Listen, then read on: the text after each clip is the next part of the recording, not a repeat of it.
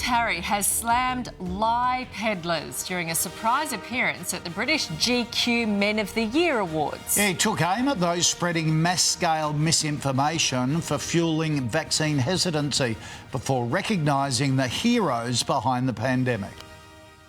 It's not often that one gets the chance to wear a tuxedo at 3 p.m, unless, of course, it's from the night before, but, well, here we are. The Duke of Sussex was given the honour of presenting a prize to the Oxford AstraZeneca vaccine team. They are heroes of the highest order who gave us an instrument to fight this disease. They are our nation's pride, and we are deeply indebted to their service. But in singing their praises, he couldn't resist taking a swipe at others. Families around the world are being overwhelmed by mass-scale misinformation across news media and social media, where those who peddle in lies and fear are creating vaccine hesitancy. In the crowd was British broadcaster Piers Morgan, just hours after he was vindicated for an attack on Harry and Meghan over that interview with Oprah.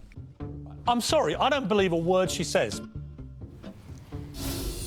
And for more, we're joined by the royal editor of the Sunday Times, Roya Nikar. Morning to you. It really was a night to celebrate the Oxford AstraZeneca team. So I guess it was typical that he would take a swipe at the people who were saying, you know, the vaccines are fake.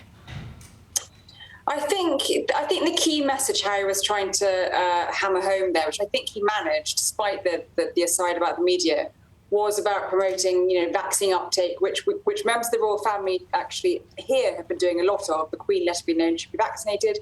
William and Kate were photographed doing that. So that's something our royal family have been doing. But with Harry, there's always a little bit of his speech that gets pulled out and sort of made something of. And of course, that was, as you mentioned, the mention of the media in more negative tones. Yeah, because I suppose Piers Morgan, being in the crowd after his victory in the courts during the week against Meghan and Harry, would have added a bit of spice to the night.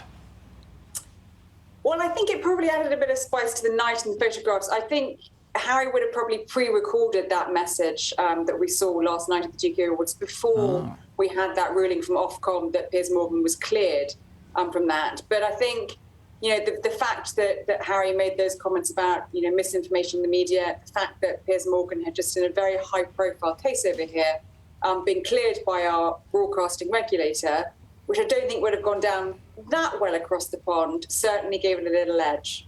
Yes, what an interesting night to have him sitting there. Roya, thank you very much for your time. Pleasure.